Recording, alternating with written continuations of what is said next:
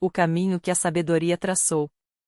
Era uma tarde de sol pesado quando Elias, um jovem comerciante de tecidos, sentou-se à sombra de uma figueira nas portas da cidade.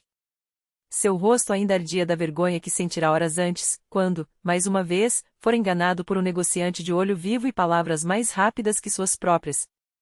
As moedas que levará para comprar seda fina haviam se transformado em panos grosseiros, e o riso dos outros mercadores ainda ecoava em seus ouvidos como sinos de advertência. Foi então que avistou o velho Rabi Samuel, cujos passos lentos pareciam medir cada palavra antes que ela saísse de seus lábios. O ancião sentou-se ao seu lado sem ser convidado, como se soubesse que ali havia um coração necessitado. Com voz que carregava o peso de décadas de observação, começou a falar não de tecidos ou negócios, mas de um livro que poucos liam com a atenção que merecia. Há 10 advertências em Provérbios que salvam o homem de ruína, disse, enquanto seus dedos nodosos contavam os pontos no ar, elas não são conselhos, são muralhas contra a loucura. Elias ouviu, e pela primeira vez em meses, sua mente se aquietou. Não seja sábio aos teus próprios olhos, AMPV 3:07. O jovem recordou-se de quando, certo de sua astúcia, ignorara o aviso de um tecelão experiente sobre a qualidade de um lote de lã. O resultado: fios que se desfiavam ao primeiro toque. O orgulho, descobriu, é um mercador que vende ilusões a crédito e cobra com juros de humilhação. 2. O que anda com o sábio será sábio, mas o companheiro dos insensatos se tornará mau. AMPV 13:20. Elias lembrou-se de seu amigo Jonatas, cuja língua afiada e risadas faces o arrastavam para tabernas onde as decisões eram tomadas com vinho em vez de razão. Cada manhã seguinte era um campo de batalha contra arrependimentos. Companhias são sementes, murmurou o Rabi. Colhes o que plantas nelas. 3. O que guarda a sua boca conserva a sua alma, o que muito abre os lábios se arruína. AMPV 13:03. Uma vez, em um acesso de raiva, Elias havia chamado um cliente de ladrão diante de testemunhas. A palavra voou como uma flecha e voltou como uma demanda judicial que quase lhe custou a loja. As palavras são como pássaros, disse Samuel. Uma vez soltas, não há como recolhê-las. 4. Não fiques por fiador de outrem. AMPV 11:15. Seu primo havia pedido que lhe assinasse um documento por um empréstimo. É só uma formalidade, dissera. Mas quando o primo desapareceu com o dinheiro, os credores bateram à porta de Elias. A bondade sem prudência é um poço sem fundo, advertiu o velho. Mergulhas nele pensando salvar alguém e afundas contigo. 5. O que ama o prazer empobrecerá, o que ama o vinho e o azeite não se enriquecerá. AMPV 21:17. Elias viu seu próprio reflexo naqueles versos. As noites nos banquetes, os trajes caros comprados para impressionar, as moedas gastas em festas que ninguém lembrava no dia seguinte. O prazer é um mestre exigente, suspirou Samuel. Paga-te com fome. 6. Não digas, como me vingarei? Espera pelo Senhor, e ele te livrará. AMPV 20:22. Quando um rival espalhou mentiras sobre seus tecidos, Elias planejou uma retaliação que o deixaria em paz para sempre. Mas ao executá-la, percebeu que a vingança era um fogo que queimava primeiro as mãos de quem o acendia. Deus não precisa de tua espada, disse o Rabi. Ele usa a justiça como um relógio, sempre pontual, nunca apressada. 7. Melhor é o pouco com o temor do Senhor do que grande tesouro onde a inquietação. AMPV 15:16. Naquela mesma semana, um mercador rico da cidade enforcara-se em seu próprio palácio. Ouviu-se dizer que suas riquezas não puderam comprar o sono que a culpa lhe roubara. Elias entendeu então que a paz não era um luxo, mas o único patrimônio que não podia ser subtraído. 8. O preguiçoso não lavra a sua terra, assim, nada colhe e busca muito, mas não acha. AMPV 20:04. Ele se lembrou das manhãs em que adiou a ida ao mercado, dos pedidos que deixou de fazer por preguiça de negociar. A oportunidade é como o rio, explicou Samuel. Passa uma vez por tua porta. Se não a pegas, leva consigo o que podias ter sido. 9. Não te glories do dia de amanhã, porque não sabes o que trará a luz. AMPV 27:1. Elias planejara uma grande expansão de seu negócio, mas uma enchente destruíra seu estoque numa só noite. O futuro é uma página em branco, disse o Rabi. Escreve nela com lápis, não com sangue. 10. Acima de tudo, guarda o teu coração, porque dele procedem as fontes da vida. AMPV 4:23. E foi ali, sob a figueira, que Elias entendeu. Não eram os tecidos, as moedas ou os elogios que definiram sua vida, mas as escolhas silenciosas, a quem ouvia, o que falava, como respondia à injustiça, onde colocava sua confiança. O coração é o timão, concluiu Samuel, levantando-se com dificuldade. Se o deixas nas mãos de tolos, o navio afunda. O sol já se punha quando Elias se despediu do velho. Ao voltar para casa, notou algo diferente. Seus passos eram mais leves, não por falta de carga, mas porque agora sabia o peso das coisas que não carregava: orgulho, dívidas alheias, palavras amargas, vinganças. Naquela noite, pela primeira vez em anos, sonhou não com lucros, mas com um caminho estreito e bem iluminado. E ao acordar, soube que a verdadeira riqueza não estava no que acumulara, mas no que, pela graça da sabedoria, deixará para trás. A manhã seguinte chegou com um vento fresco que agitava as folhas das árvores junto ao caminho de terra batida. Elias vestiu a mesma túnica de sempre, mas agora a amarrava com um gesto diferente, como se o tecido guardasse a memória da noite anterior. Não havia pressa em seus movimentos. Ao sair, notou que os vizinhos o cumprimentavam com um aceno mais longo, como se percebessem, sem entender bem por quê, que algo nele havia mudado. No mercado, onde antes se apressava entre os bancos de especiarias e os pregões dos mercadores, agora caminhava com os olhos mais abertos. Observou o velho Abi, o sapateiro, remendando um calçado com mãos trêmulas, e lembrou-se de quantas vezes o ignorara, absorto em suas próprias transações. Desta vez, parou. Abi chamou, com uma voz que soou estranha a si mesmo, mais baixa, mais próxima. Precisa de ajuda com esses couros? O sapateiro levantou os olhos, surpreso, e depois sorriu, revelando dentes desgastados pelo tempo. Ah, Elias! Se não fosse orgulhoso, diria que sim. Mas você tem coisas mais importantes para fazer, não é? Nada mais importante do que isto, respondeu Elias, ajoelhando-se ao lado do banco. Pegou a agulha grossa e a linha encerada que Abi lhe estendeu, e começou a costurar, torpe a princípio, mas com uma paciência que não conhecia em si. Os outros mercadores olhavam de lado, murmurando. Alguns riram baixo, outros franziram o senho, como se aquele gesto quebrasse uma regra não escrita. Mas Elias não ouvia. Estava ocupado demorando-se nos pontos, sentindo o couro ceder sob a pressão dos dedos, enquanto Abi contava, entre uma costura e outra, sobre a filha que partirá para uma cidade distante, sobre as noites em que a solidão apertava como um nó na garganta. Elias escutava, e a cada palavra do velho, algo dentro dele se desatava também. Ao meio-dia, quando o sol estava a pino, uma criança correu até eles, ofegante. Tio Elias! Gritou o menino, puxando sua manga. Sua irmã está doente. A febre não passa, e ela não quer que chamem o médico. Elias sentiu o coração apertar. Levou a mão ao bolso, onde guardava sempre algumas moedas para emergências, mas desta vez hesitou. Não era dinheiro que sua irmã precisava. Vou agora, disse, levantando-se. Antes de partir, colocou uma moeda no banco de Abi. Para a linha, explicou, sem mais. O caminho até a casa de sua irmã era curto, mas cada passo parecia carregar o peso de anos de silêncio. Miriam vivia sozinha desde que o marido morrera, e Elias, embora soubesse de sua solidão, rara vez a visitava, sempre com a desculpa de que os negócios não podiam esperar. Agora, ao entrar no quartinho escuro onde ela jazia, encharcada em suor, compreendeu que nenhuma transação, nenhum lucro, valia o preço daqueles olhares perdidos. Ajoelhou-se ao lado da cama e molhou um pano na bacia de água fria. Enquanto passava o tecido pela testa dela, Miriam abriu os olhos, turvos. Você veio, murmurou, como se não acreditasse. Estou aqui, respondeu Elias, e pela primeira vez em muito tempo, não teve pressa de ir embora. Passou a tarde assim, alternando entre banhos de água fria e palavras que não precisavam ser muitas. À noite, quando a febre finalmente cedeu, Miriam adormeceu com a mão dele entre as suas.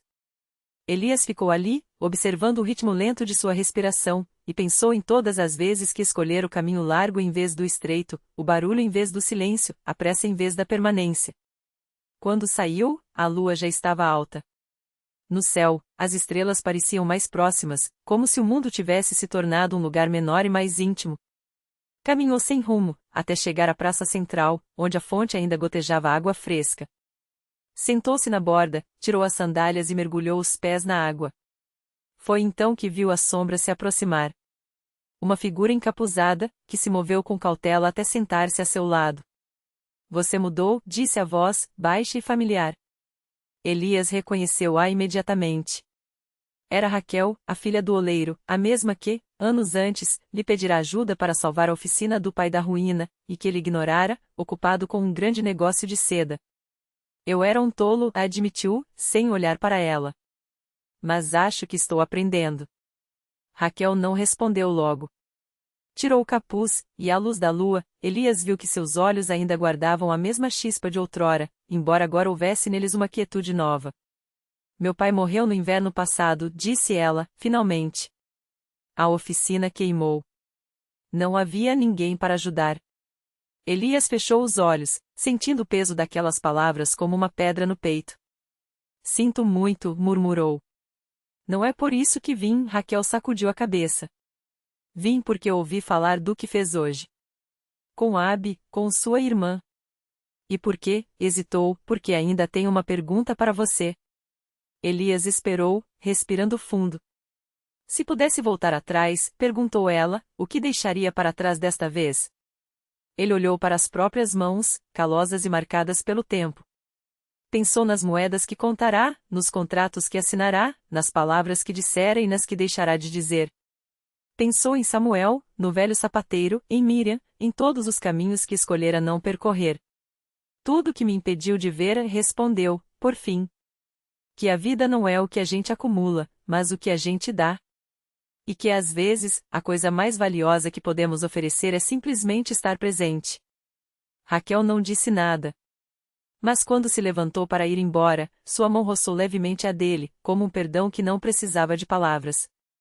Elias ficou ali por mais um tempo, ouvindo o som da água e o vento nas árvores.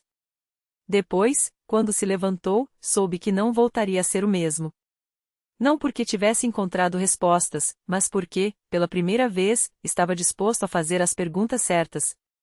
A manhã seguinte chegou com uma luz diferente, como se o mundo tivesse sido lavado durante a noite. Elias acordou antes do sol nascer, vestiu a mesma camisa de linho que usará no dia anterior, agora amassada, com o cheiro de terra e de fumaça da lenha queimada, e saiu sem rumo. Caminhou até a praça central, onde os bancos ainda estavam úmidos de orvalho e os pássaros disputavam migalhas deixadas pelos primeiros trabalhadores que passavam apressados. Sentou-se no mesmo banco onde, anos antes, Samuel lhe ensinara a consertar um solado desgastado. Um sapato bem feito dura mais que uma vida, menino. Mas é o caminho que ele percorre que dá sentido a ele. Elias fechou os olhos e viu as mãos calejadas do velho, a maneira como a agulha deslizava entre os dedos com precisão cirúrgica. Lembrou-se de como, na época, achará aquelas lições uma perda de tempo. Agora, entendia que Samuel não falava de couro e linha, mas de algo muito maior. Um barulho de rodas o trouxe de volta. Era o carroceiro que entregava pães na padaria da esquina, o mesmo que, quando Elias era criança, lhe dava um pedaço de broa quente nas manhãs de inverno. O homem acenou, e Elias respondeu com um gesto vago, como se acordasse de um sonho. Depois, sem pensar, virou à direita e seguiu pela rua estreita que levava ao antigo bairro dos artesãos. As casas de adobe ainda estavam lá, algumas reformadas, outras quase em ruínas. Na terceira à esquerda, a porta de madeira escura estava entreaberta. Elias hesitou, mas algo o impeliu adiante. Empurrou a porta com os dedos e o cheiro de cera de abelha e couro envelhecido o envolveu. A oficina de Samuel estava quase igual, a bancada de trabalho coberta por ferramentas, os moldes de madeira alinhados na parede, o pequeno fogareiro onde o velho esquecia a chaleira até a água ferver e transbordar. No canto, sobre um banco baixo, havia um par de sapatos novos, ainda sem donos. Elias os pegou e virou nas mãos. Eram simples, mas feitos com um cuidado que só quem ama o ofício é capaz de ter embaixo do solado, gravado a fogo, lia-se uma única palavra, Miriam. Ele deixou os sapatos no lugar e sentou-se no banco onde Samuel passava horas contando histórias enquanto trabalhava. Lembrou-se de Miriam, a filha do sapateiro, que partirá sem aviso anos antes, levando consigo as cartas que Elias nunca teve coragem de abrir. Na época, ele achará que o tempo apagara tudo. Agora, percebia que algumas ausências não são buracos, mas sim sementes, coisas que crescem em silêncio até que um dia, sem aviso, brotam. Do lado de fora, ouviu-se o som de passos. Uma sombra cruzou a porta, e Elias levantou os olhos. Era uma mulher, não mais a menina que ele lembrava, mas com os mesmos olhos castanhos e o mesmo jeito de inclinar a cabeça quando estava pensativa. Ela segurou a maçaneta, como se também hesitasse em entrar, e então viu Elias. Você, disse Miriam, e sua voz era igual e diferente ao mesmo tempo, como uma música que se ouve depois de muito tempo e soa familiar, mas com notas que não estavam lá antes. Elias não respondeu. Não havia palavras para aquilo. Em vez disso, apontou para os sapatos no banco. Ainda faz o mesmo trabalho, comentou ela, entrando devagar, como se o chão pudesse ceder a qualquer momento. Alguns trabalhos nunca terminam, disse Elias, finalmente. Só esperam a gente voltar. Miriam sorriu, e foi como se o sol, que até então brilhava fraco através das nuvens, de repente ganhasse força. Ela se aproximou da bancada, passou os dedos sobre as ferramentas, e então pegou um formão, testando seu peso na palma da mão. Meu pai sempre disse que você tinha mãos para isso, murmurou. Mas escolheu outros caminhos.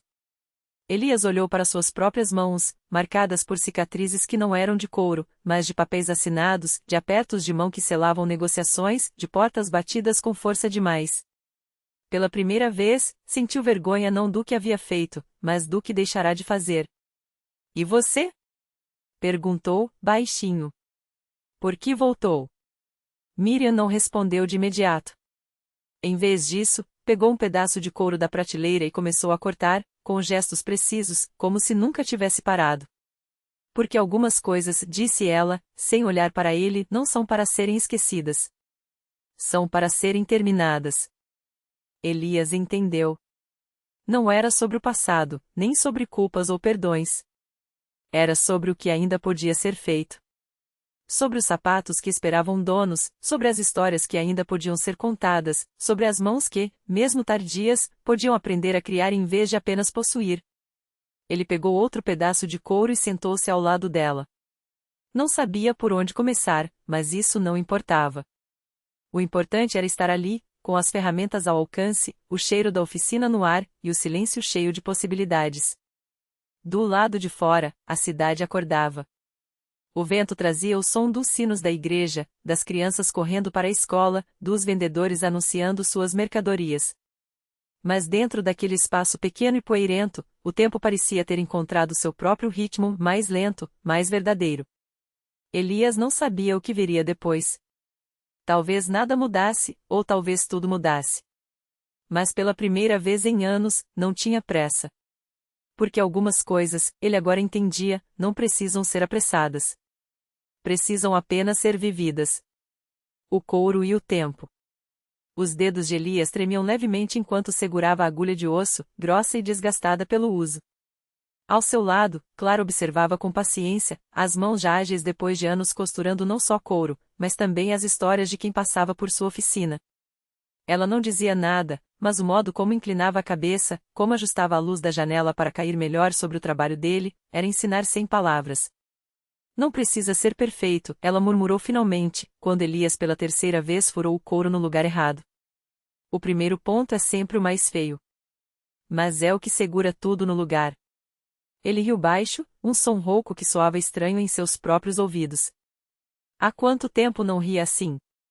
Desde que a loja de relógios do pai fechará, desde que as dívidas começaram a sufocar qualquer leveza, desde que ele passou a medir a vida em horas perdidas e não em momentos vividos. Meu pai dizia que um relógio bem feito é uma promessa, Elias confessou, passando os dedos pela cicatriz no couro, onde a agulha havia escorregado. Promessa de que o tempo não nos trairá. Clara ergueu uma sobrancelha, as rugas ao redor dos olhos se aprofundando com o sorriso. E traiu? Ele hesitou. A pergunta doía, mas não do jeito que doía antes. Não como uma faca, e sim como um músculo adormecido sendo esticado. Traiu sim. Ou talvez eu é que tenha traído a mim mesmo, achando que podia controlar tudo. Ela sentiu, como se já soubesse a resposta, e empurrou em sua direção um pedaço de couro mais macio, já cortado em tiras finas. Então faça uma nova promessa. As semanas passaram, e a oficina se tornou um refúgio. Elias chegava antes do nascer do sol, quando a cidade ainda bocejava, e ficava até o anoitecer, quando as últimas luzes do dia se filtravam pela janela empoeirada, pintando tudo de dourado. Aprendeu a cortar sem desperdiçar, a costurar sem que os pontos ficassem tortos, a polir as bordas até que ficassem suaves como seda. Mas mais do que isso, aprendeu a ouvir. Clara falava pouco, mas suas histórias surgiam como fios soltos que ela ia puxando sem pressa. Contou-lhe sobre o marido, um sapateiro que sonhava em fazer botas para reis, mas morreu antes de ver seu trabalho reconhecido. Falou da filha, que partirá para a cidade grande e nunca mais voltou, nem mesmo quando a mãe adoeceu.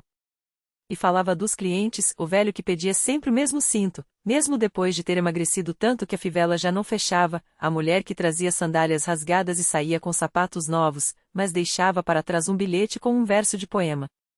As pessoas não compram só o que precisam, disse Clara certa tarde, enquanto Elias tentava consertar uma bolsa cuja alça se desfiara. Elas compram o que não têm coragem de dizer. Elias pensou nos relógios. Nos clientes que chegavam com pressa, que olhavam para os ponteiros como se eles pudessem devolver o que o tempo havia levado. Ele mesmo fora um deles. Um dia, um homem entrou na oficina com um baú de madeira gasto. Dentro, havia um par de botas antigas, o couro rachado, as solas quase desfeitas. Meu avô usava estas, disse o homem, passando os dedos pelas marcas do tempo. Ele era vaqueiro. Andou léguas com elas. Clara pegou as botas com cuidado, como se fossem feitas de vidro. Não tem conserto, murmurou. Eu sei, o homem respondeu. Mas não queria jogá-las fora.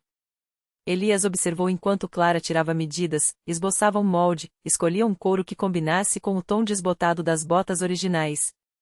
Não estava consertando. Estava recriando. Às vezes, ela disse, mais para si mesma do que para eles, o que a gente ama não pode ser salvo. Mas pode renascer. Naquela noite, Elias não voltou para o quarto alugado acima da padaria. Em vez disso, ficou na oficina, à luz de uma lamparina, com as ferramentas espalhadas sobre a bancada. Pegou um pedaço de couro escuro, quase preto, e começou a cortar. Não tinha um plano. Não tinha um molde. Mas suas mãos pareciam saber o que fazer, como se a memória do que aprendeu nas últimas semanas estivesse gravada não só em sua mente, mas em seus ossos.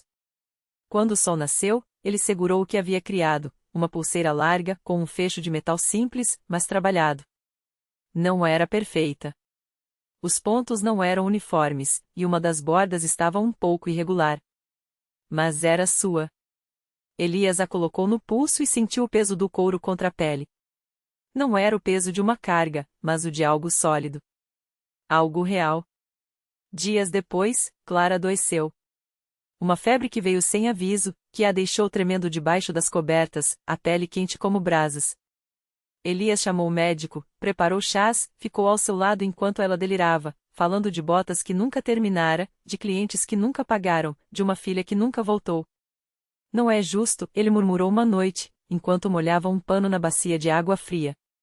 Você ainda tinha tanto para ensinar. Clara abriu os olhos, turvos, mas ainda brilhantes. Já ensinei, sussurrou. O resto, você aprende sozinho. Ela morreu 3 dias depois, com a mão de Elias apertando a sua, como se pudesse segurá-la ali por mais um instante. O enterro foi simples. Poucas pessoas vieram, o homem das botas do avô, a mulher dos poemas, um ou outro cliente que passará pela oficina ao longo dos anos. Elias ficou até o fim, até que a terra cobriu o caixão de madeira rústica, até que o último som foi o do vento nas árvores. Quando voltou à oficina, não chorou. Em vez disso, pegou a pulseira que fizera e a colocou sobre a bancada, ao lado das ferramentas de Clara. Depois, sentou-se e começou a trabalhar. Não havia pressa.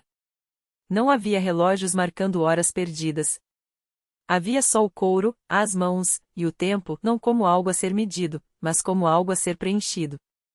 E pela primeira vez em muito tempo, Elias soube que estava exatamente onde deveria estar,